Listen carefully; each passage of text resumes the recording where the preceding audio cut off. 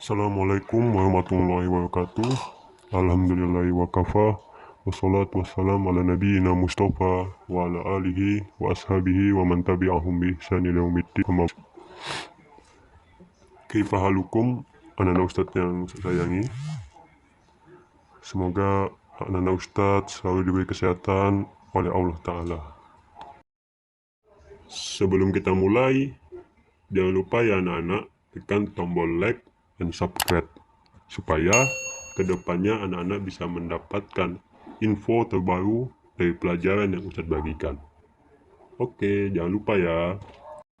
Di pelajaran Sirah Nabawi kali ini kita akan mempelajari tentang hijrahnya Nabi Muhammad SAW. Nah, sebelumnya Ustadz mau nanya, anak-anak Ustadz masih ingat nggak tentang hijrahnya Nabi Muhammad? Dari mana dan kemanakah Rasulullah SAW hijrah?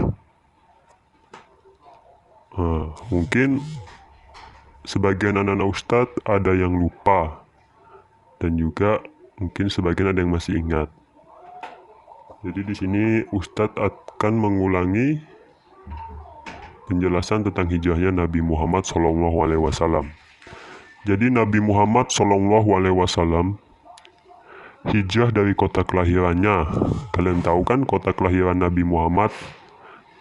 Kota kelahiran Nabi Muhammad itu adalah kota Mekah. Dan beliau hijrah menuju Yastrib, atau yang sekarang dikenal dengan Madinah. Kisah hijrahnya Nabi Muhammad SAW dan para sahabat beliau memiliki banyak sekali ibrah atau pelajaran yang bisa kita ambil darinya.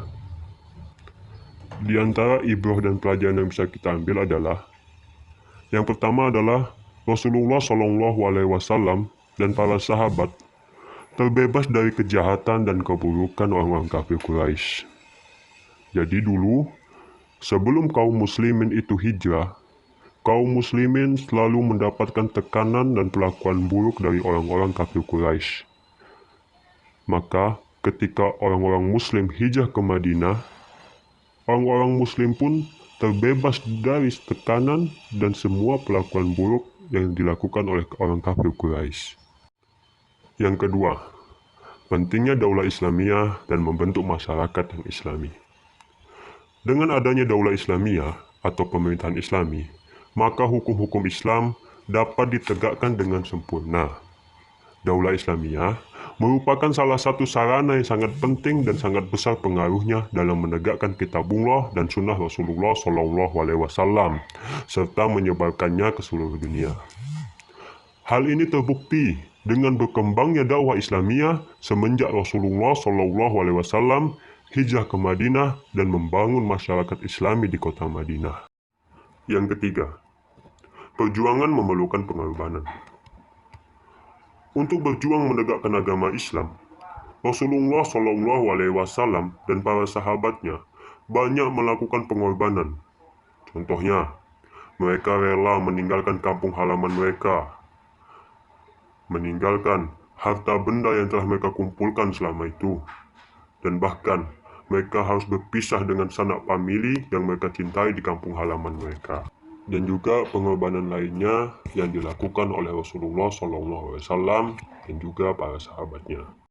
Itu semua mereka korbankan tidak lain demi untuk menegakkan agama yang kita cintai, yaitu agama Islam. Yang keempat, turunnya pertolongan dan perlindungan Allah Subhanahu wa Ta'ala kepada Nabi-Nya. Pertolongan dan perlindungan Allah Ta'ala lah yang menyebabkan Rasulullah SAW dan Abu Bakar radhiyallahu anhu selamat dalam perjalanan hijrah. Di antara pertolongan yang nampak jelas adalah ketika Rasulullah SAW dapat dengan mudahnya keluar dari rumah dan pergi begitu saja. Padahal ketika itu rumah beliau SAW sedang dikepung oleh orang-orang Quraisy. Dan bahkan ketika itu, beliau dapat menaburkan pasir ke atas kepala semua orang yang mengepung rumahnya tanpa disadari oleh mereka. Dan begitu pula ketika Suraqah bin Malik akan mendekati rombongan Nabi SAW. Maka Allah jadikan kuda Suraqqah terperosok atau terpleset berkali-kali yang membuat penunggangnya terjungkal. Terjungkal nih ya, kalau misalnya anak nggak tahu, terjungkal itu terjatuh ya. Jadi Allah Ta'ala menjadikan kuda Suraqqah terpleset atau terperosok berkali-kali yang membuat penunggangnya terjungkal atau terjatuh. Sampai akhirnya Suraqqah bin Malik menyadari bahwasanya manusia yang sedang dia kejar adalah benar-benar utusan Allah Ta'ala yang akan selalu ditolong oleh Allah Ta'ala. Wallahu a'lam bishawab. Ya, mungkin untuk pertemuan kali ini hanya sekian yang bisa Ustaz sampaikan. Lebih dan kurang Ustaz mohon maaf. Billahi taufiq wal hidayah. Wassalamualaikum warahmatullahi wabarakatuh.